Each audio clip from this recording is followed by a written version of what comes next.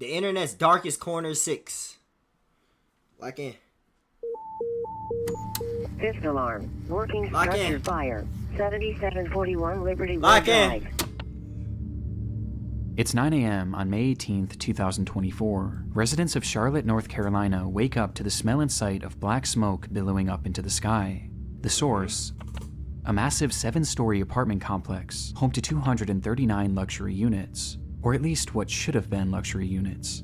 At the time, the structure was still under construction, meaning that thankfully no residents were living there. But this in and of itself presented 2 major problems. The first was that, in its current state, the top 5 floors were primarily just the bones of the structure, made almost entirely of wooden insulation, making the building as a whole extremely flammable, meaning that although the fire had started out relatively small, it was quickly going to consume the entire complex if it wasn't put out quickly.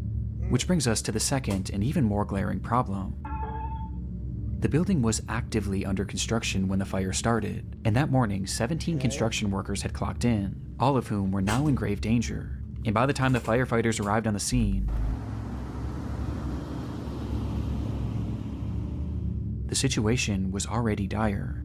And so firefighters rushed in, finding a large group of the employees and leading them out to safety. Though when they made it outside, they made the horrifying realization that they had only found 15 of them.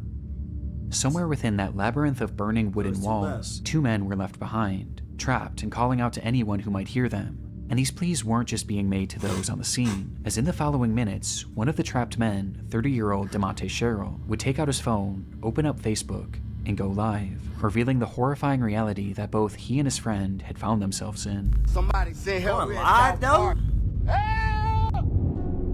I mean, that could like resonate to the right people to get people to help, but it's like, I don't know, man. If you own a computer, here's how to get the most out of it. Watch this, watch this, watch this. Wait, so there was 2 people left in? Like, they didn't notice him then? That had to be the case. Join back real quick. Yeah, boy. Turn your camera, Leek. What's up, man? We got something to ask you, bro. Hold on. Hold on, my man. Come here real quick.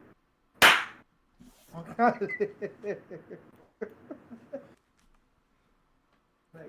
on. Come here, my man. Now you don't. What? Turn on, this get real nasty. See, that's how you put your dominance over niggas. That's how you assert your dominance. That's how you assert your dominance on niggas, for real, for real. I had to do that real quick, man. On no weird shit though. I wasn't gonna do nothing. Niggas know I wasn't gonna do nothing. I wasn't gonna do nothing. Niggas know that. Come on, my man. Yo, I'm at South Park right now. At work, in a building on fire, and I can't get out. The stream showed DeMonte Sherrill and his friend Reuben Holmes somewhere deep within the prospective apartment complex, and though the fire hadn't yet reached them, the smoke certainly had, blanketing them in a thick impenetrable fog, not only making breathing extremely difficult, but also making it nearly impossible for rescuers to see them. It's getting harder and harder for them to see us. We're gonna have to stand out here and see. That shit dangerous as fuck too, especially standing on the edge like that. Bro, nobody heard building on them? fire, I'm trapped inside, me and my man. This was likely one of the reasons why couldn't DeMonte call chose to nobody? start this livestream, hopeful that it could show rescuers exactly where they were. But based on the footage, their positioning was far from ideal. They were on the second highest floor, floor 6, which had only one access point, a single stairway that was on the complete opposite side of the building. And based on their testimony in the footage, something had clearly blocked their path to that one remaining exit, meaning that the only other way out would be to jump. Though at 6 stories in the air, and falling into what would likely be the heart of the fire, this would have meant certain death. There was quite literally nowhere for them to go. Rescue was their only hope. They couldn't call.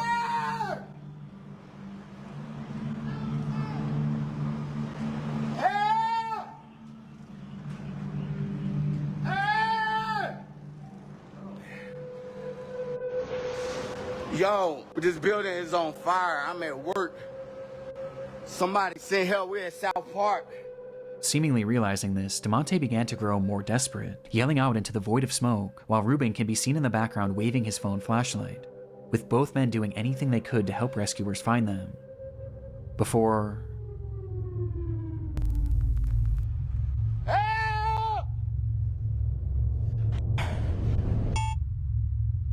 the stream abruptly ends. Oh, fuck, man. Rescuers were aware of the unfolding situation on the 6th story. They first tried to reach the men by using a massive crane with a basket attached, which can actually be seen in DeMonte's livestream.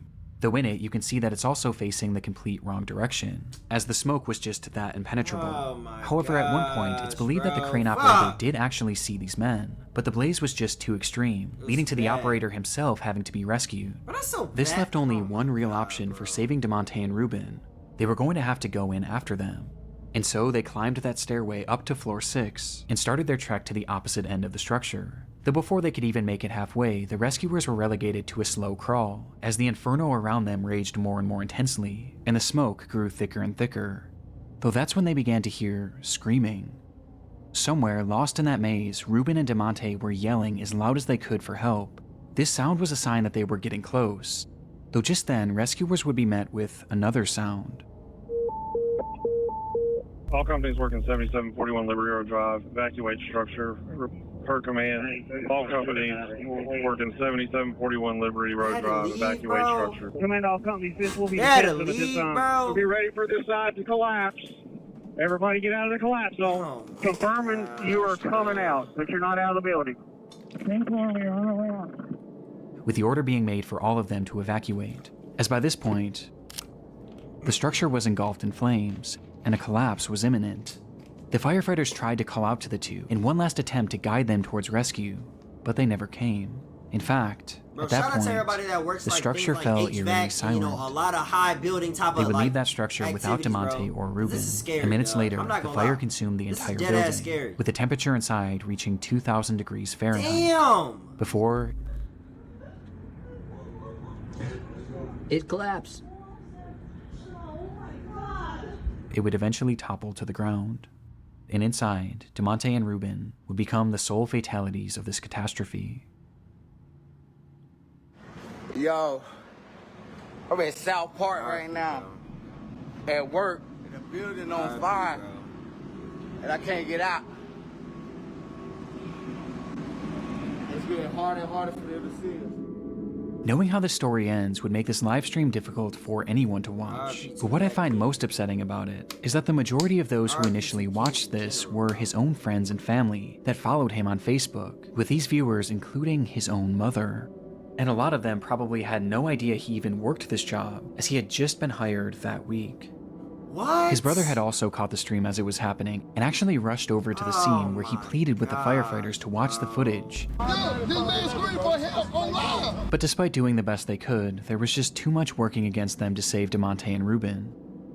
Following an investigation into the fire, it was discovered that the crew was using an organic foam insulation, which was known to be extremely flammable and produce thick black smoke. And this became deadly when the machine used to spray that insulation caught fire, sending the whole building up in flames, so where they had yet fucked, to install bro. any Oh sort of my smoke gosh. detector or alarm system to alert the crew of a fire.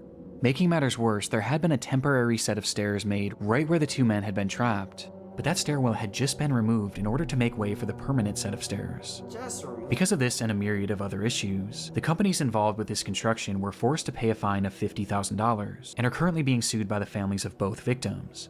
But regardless of They the should, outcome, bro. nothing will ever make up for the loss of DeMonte Sherrill and Ruben Holmes. R.I.P. bro. R.I.P. man. That's so fucked, man. Things were getting concerning. Only 50K Johnny is Cashman dead spoke ass to his crazy family as fuck, nearly too, every bro. single day. But now, on the 6th day without receiving any communication from him, they knew that something was wrong. Johnny lived in Lynchburg, Virginia, hundreds of miles away from his home in Maine, and so, being I know unable exactly to where check on him Lynchburg's at. themselves, they called police in the area and requested a welfare check. Police entered Johnny's apartment on the 19th of April, 2022, and hours later, they would call his parents with the news that they had found their son dead on the floor. According to the officers, Johnny had experienced some sort of medical event that led to GI bleeding that ultimately claimed his life. But this made no sense to Johnny's family, He was only 38 years old and had just been given a clean bill of health after a full medical exam only 4 months prior. It was so out of the blue, in fact, that they even asked if there were any signs of a struggle or if there was any evidence that he may have taken his own life, but they were assured that there was no trauma, no drugs, and nothing suspicious found on the scene, and that, as shocking as it was, his cause of death was entirely natural, and had likely just been spurred on by drinking and tobacco use, with the only solace being that Johnny didn't suffer, as they stated that he had died instantly. Because of this, no autopsy was performed, as the case seemed as straightforward as it gets, and despite his family questioning if they should get their own autopsy, they were told by officers that it wouldn't be necessary. And so, Johnny's body was cremated and sent back to Maine, in what seemed to be the end of Johnny Cashman's story. April 29, 10 days later. 10 days after Johnny's body was discovered, his ex-girlfriend and her mother made their way back to his apartment in order to retrieve some of her belongings. She knew that re-entering the space was going to be difficult, but ultimately, there was no way she could have prepared for what was waiting for her inside. There was blood everywhere. It was pooled in the bathrooms, wiped on doors, spread all over the living space, and was even found on a chair and a banister. But the most horrifying part of it all was the walls. They were covered in splattered blood, which revealed long streaking handprints. It was something straight out of a horror movie, and although Johnny's cause of death was deemed natural, what they found in that apartment seemed anything but. Traumatized by what they were witnessing, the pair snapped multiple photos of the bloodshed and ran out of the unit, directly into Johnny's neighbor. This neighbor revealed that they believed something far worse than a medical emergency had happened to Johnny, as they had a security camera mounted to their door which faced Johnny's unit, and on the day of his passing, it captured something incredibly disturbing.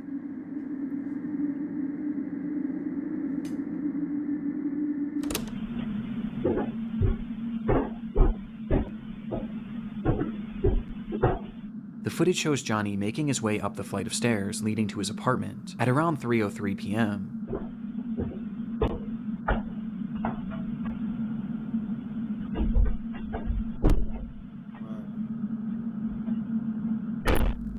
Nothing seems out of the ordinary at all, though it is noteworthy that he was holding an empty glass, perhaps insinuating that he had been drinking. But this doesn't seem to impair his movements much at all, as he punches in the code and enters his home, just as he did every other day.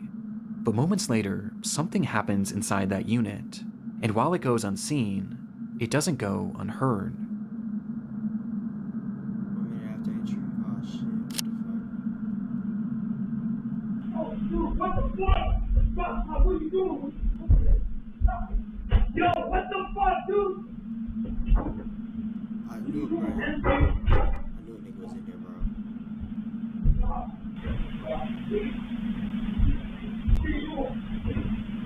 What are you doing, man?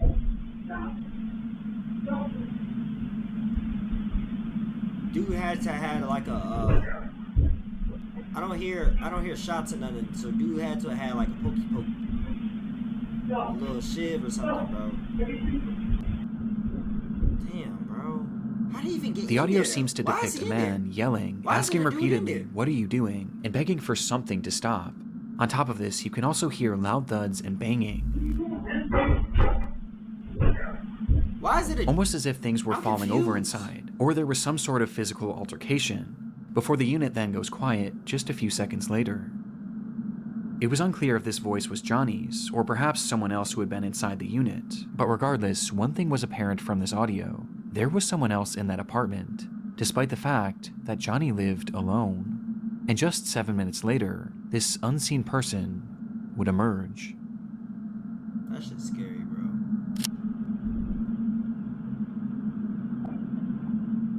What the fuck? And bro just gonna casually. This clearly wasn't Johnny, and after leaving the unit, the anonymous man nearly makes it out of the building before he seems to change his mind.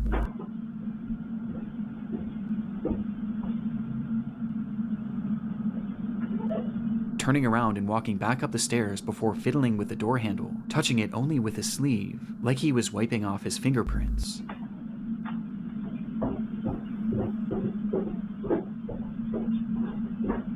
He then walks down the stairs and stops once again, where he seems to be in a state of shock over whatever had just transpired. before he composes himself and walks out of the building. But the footage wasn't quite finished yet. What the fuck?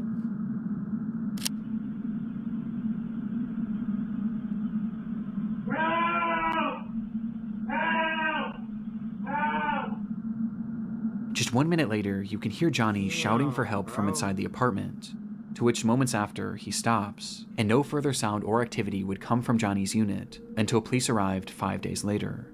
Damn. The footage and the scene at the apartment seemed to contradict what Johnny's family had been told about his death.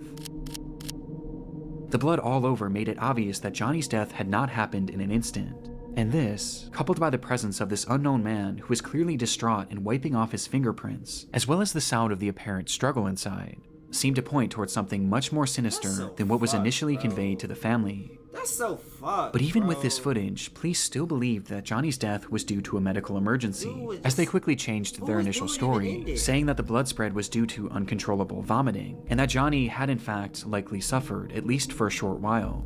But this medical emergency wasn't elaborated on, as they didn't truly know what caused it, as no autopsy was ever performed, nor could one ever be performed, as by this point, Johnny was already cremated, and cremated because of the officer's initial statements. So if Johnny had actually been murdered, which the footage does seem to suggest, there was now virtually no way to prove it.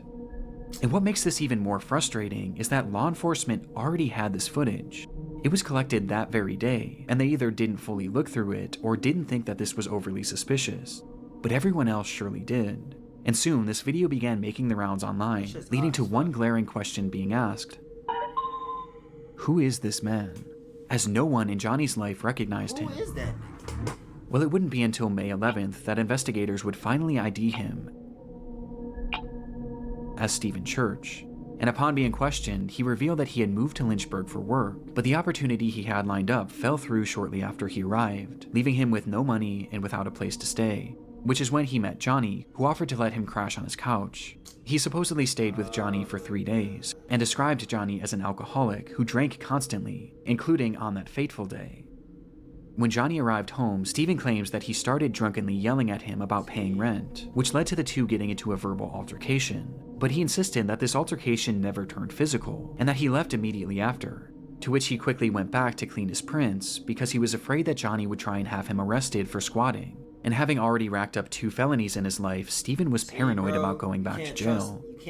But when Stephen was leaving, he did mention seeing Johnny hunched over the toilet as if he were going to vomit. But he claims to have left before this so-called medical emergency started. This is the gist of Stephen's account from that day. As fucked up as it may sound, bro, even when it comes to like, y'all ever ran into people in public and be like, I don't know if they be homeless, but they be like, can you take me to my house or something? Can you take me up the street, this, that, and the there? They be asking people that, bro, you never, listen, never trust that, ever, ever, ever, ever. I don't care if they look like the nicest, coolest person in the world with a little ass puppy next to him. I don't give a damn. Never trust nothing. Nothing. Bro, there be people out here asking that, can you take me up the street to the store? Can you take me to do this, that, and the third? Can you take me to my house real quick? I just live right up there. No. Don't ever trust any of that. Ever. Ever, my nigga. Problem is, it doesn't really match up with what we're hearing in the video. What the fuck? What are you doing? Yo, what the fuck, dude? From the footage, we can hear everything going on in that unit, but at no point do we hear any sort of an argument, nor do we hear anything about rent, with the phrases lending themselves more to a physical struggle rather than a verbal one. In fact, the whole time it appears that we're only hearing one voice. I don't care, you can never be but there is an fucking exception. trusting of nothing, man. Of nothing. I don't give a damn how they look, how cool they look, how much of a cool person you may think to my they knowledge, are. it's never been conclusively determined whose Never voice trust that is who in shit the at all, recording, bruh. and either scenario Ever. paints a far different picture of what may have happened inside that room. Never trust that shit. But regardless, you, this audio never makes it trust clear that that Stephen's story was fabricated at least to some degree, as he also fails to account for the loud banging in the background. And because of this, his version of events is generally rejected, with most people seeming to believe one of 2 main theories. The first is that, upon arriving home, Johnny and Stephen had gotten into a physical altercation, resulting in Johnny taking some sort of blow to his abdomen, which in turn triggered or exacerbated this medical emergency. GI bleeds are horrific and can certainly cause the level of bleeding that was found in the apartment. And perhaps seeing all the blood coming from Johnny, Steven started yelling at him before deciding to run off, fearing that he would be charged for murder. This would explain Steven's demeanor and actions after leaving the apartment, and why he may have fabricated his story, as he knew or knows that he was directly responsible for Johnny's death. And this blow to the abdomen could have easily been missed by investigators, as the injuries would have been primarily internal. The second theory is that upon arriving home, Johnny naturally experienced a medical emergency leading to this catastrophic GI bleed. Upon seeing this and perhaps being in a state of shock, Steven yelled at him, demanding to know what was happening and telling him to stop, as perhaps he was moving around the apartment and tracking blood everywhere, which would explain the other voice saying, "I can't stop." I could see how this experience would make no sense to Steven, and perhaps just having no idea what was happening, he left and tried to make it look like he was never there, as he was afraid of being blamed for whatever was happening to Johnny, and so he essentially left Johnny there to die, whether knowingly or unknowingly. What bothers me about this theory is why 911 was never called, not only by Steven, but by Johnny too, as his phone was found in the unit with blood on it, implying that he had it in his hand at some point, though it's possible that the massive blood loss just made him too disoriented. Both of these theories seem believable, or at least more so than the explanation that Steven had given. However, in October of 2022, Johnny's case would officially be closed for good, with Steven being cleared of any wrongdoing, as Johnny's death was labeled the same way that it always has been, a medical emergency that couldn't be further elaborated on, with the most relevant evidence being that Steven's shoe prints were not found in the blood, but Johnny's were, implying that he had not been part of the struggle. But in my mind, this can be explained by both theories mentioned previously. Though regardless, without the possibility of an autopsy, this is likely where this case ends for good. But with this disturbing footage, I can't help but think that there was more to the story than we may ever know. Sick, bro. It's fucking sick. It was around 7:30 a.m. on a warm July morning back in 2019. 17-year-olds Bethany Martin and a 16-year-old friend decide to walk to a gas station near their home in San Antonio, Texas. And as the two of them made their way down the road, their path brought them parallel to a drainage ditch, which was often filled with various trash and other discarded material. But on this day, something far more interesting caught their eye. It looked like a man crouching down and leaned up against one of the concrete walls, but the closer they got, the more they realized how unusual his posture was. He looked completely unnatural, and he wasn't moving. And by the time they came face to face with him, the reality of the situation would hit them. They had just found a dead body. This discovery was enough to traumatize anyone, especially two teenagers, and upon calling the police and being sent on their way, Bethany and her friend would make the long walk back home contemplating what to do next, before they eventually landed on the idea of sharing their experience with the world. And so, as soon as they got in the door, they began to set up lights and their camera in order to film a TikTok.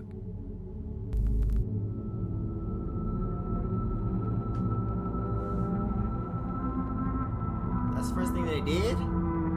Out of everything in the world, this is the first thing they did. Yo, social media is frying niggas. That's the first thing they did. The clip showed the two sitting on a couch, appearing to be in a state of shock, with the words, "Us remembering we found a dead body this morning," plastered on the screen, offering no other context aside from the description, which simply read, "I wish we were kidding. All respect to the family."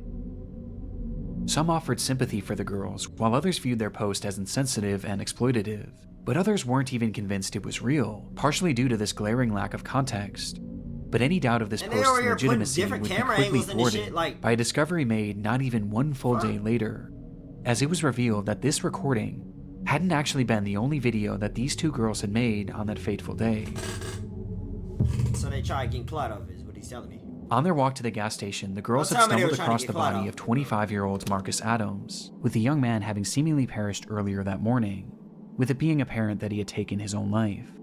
But upon finding Marcus, the girls weren't actually overwhelmed with sadness or even shock, as instead, their focus immediately went to something far different, as something on the man's body had caught their attention: his necklace.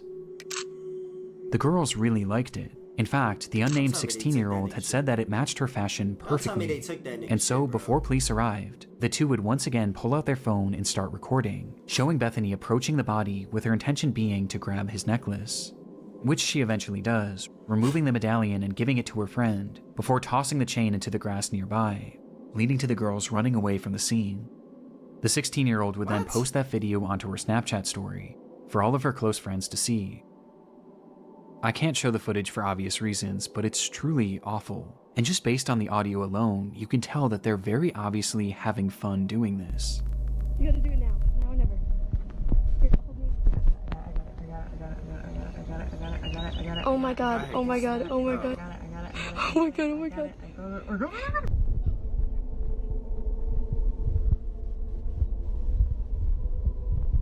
So instead of calling police, trying to figure out what the fuck There's is something going so on, uniquely y'all disturbing recording about TikTok and y'all it. It's taking clear the that chain. upon finding the body, there was no real emotional impact on them, at least none that outweighed their desire to steal from it.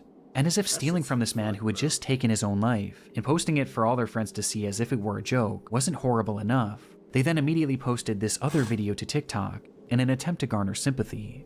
It's truly awful, and made even more appalling by reports that claim that the 16-year-old had actually worn this medallion in the TikTok video and in others made following its posting.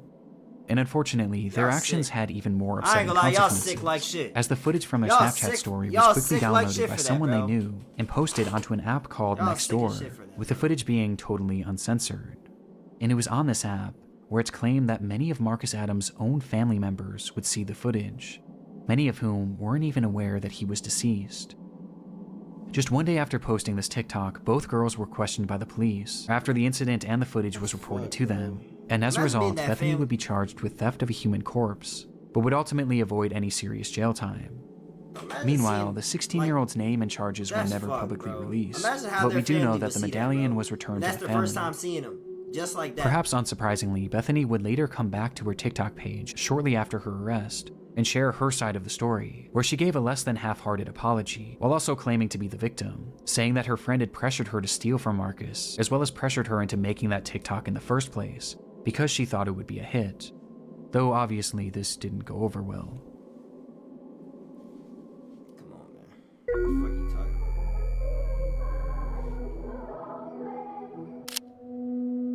On December 20th, 1984, 12-year-old Janelle Matthews disappeared from her home in Greeley, Colorado in the evening hours.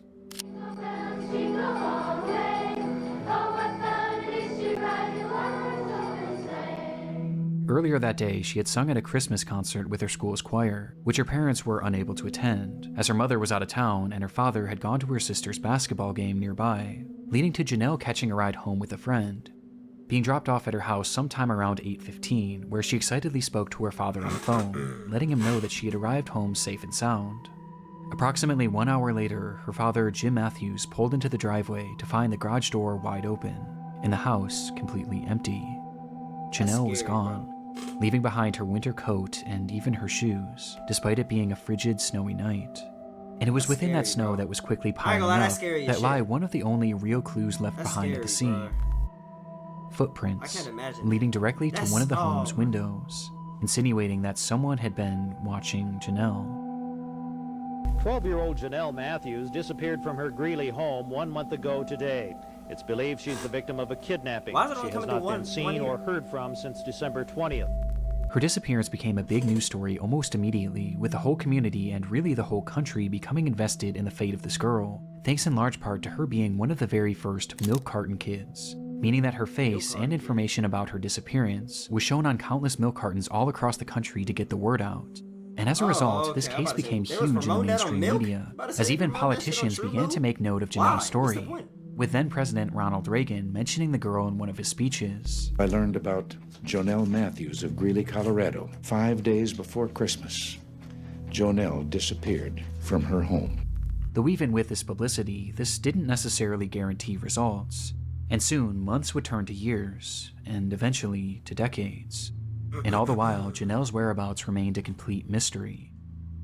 Eventually, the rise of the internet would start to play a key role in this case, where even in the late 2010s, over 3 decades after she had vanished, her case was still being shared and still being discussed, just as it had been 3 decades prior, with it still being a point of contention for politicians, even as recently as 2019. When a man running for governor of Idaho mentioned her disappearance in a Facebook post, 35 full years later. Regardless of Janelle's whereabouts, her case was still very much alive, as the world, and especially Janelle's parents, were haunted by the question, what happened to Janelle Matthews? But sure enough, in late 2019, they would finally get their answer. Bones found in Weld County earlier this week appeared to bring an end to a 3-decade-long search for a missing 12-year-old girl. The Greeley Tribune is reporting they are those of Jonelle Matthews. On Tuesday, July 23, 2019, at roughly 4:50 p.m., a crew had been digging in an isolated field in Weld County, Colorado, in order to install a new pipeline, when they would uncover the decayed remains of a little girl. It was Jonelle, still wearing those clothes that she had worn to her recital, meaning she had likely died the very day. Cover the decayed remains of a little girl in order to install a new pipeline, when they would uncover the decayed remains of a little girl. It was Jonelle, still wearing those clothes that she had worn to her recital, meaning she had likely died the very day she disappeared, having been killed by a single gunshot wound to the head. Damn. Jonelle Matthews had been murdered in cold blood, and almost immediately upon finding her body, the police would also zero in on their suspect. The man's name was Stephen Pankey, and at the time of Jonelle's disappearance, he had been living in the same general area in Colorado. But by 2019, Stephen had long since fled the area, as after the crime, he would eventually pack up seemingly out of the blue and move to Idaho, where when Jonelle's body was discovered, he just so happened to be running for governor.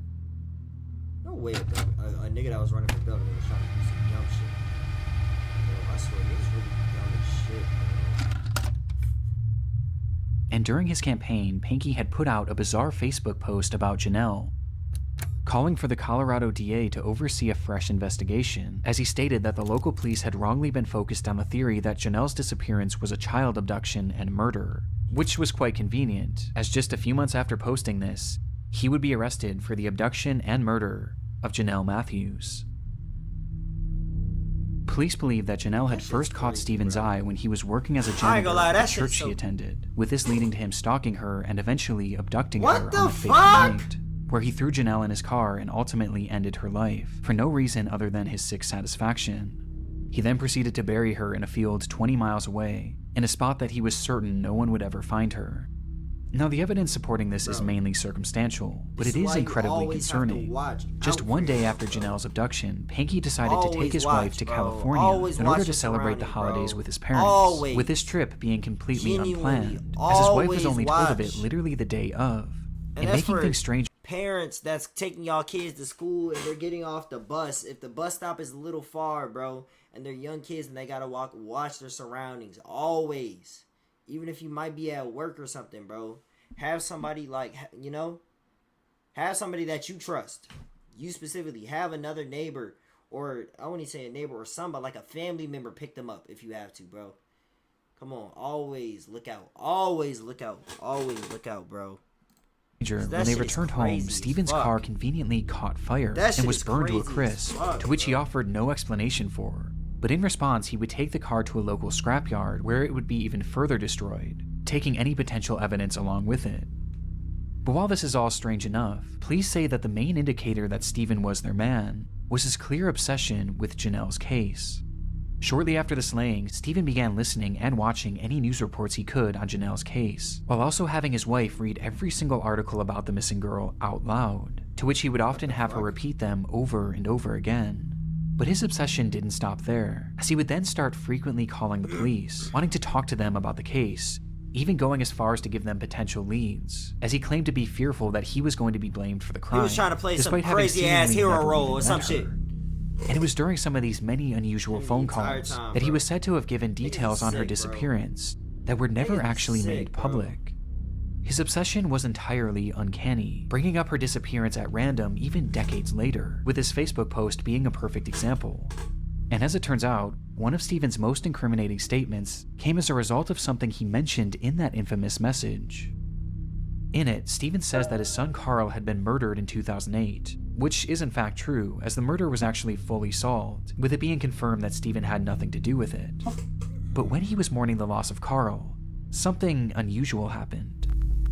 His now ex-wife recalled that following Carl's death, Pankey never once cried, until the day before his memorial service, where she watched him from a distance walk up to their son's urn and begin to sob, eventually blurting out, "I hope God didn't allow this to happen because of Jonelle Matthews."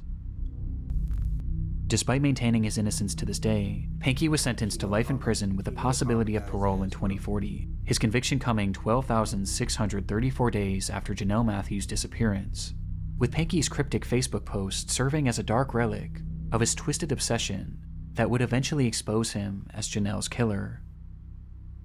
Sick fuck.